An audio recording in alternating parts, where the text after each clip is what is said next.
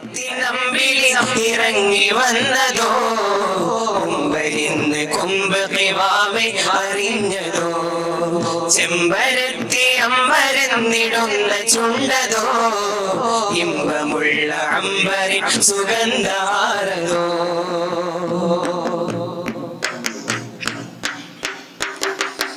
ആനന പ്രഭാവാൽ ഞാറിന്റെ തീ തണുക്കും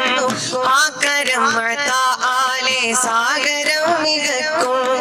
ആനന പ്രഭാവാൽ ഞാറിന്റെ തീ തണുക്കും ആകരം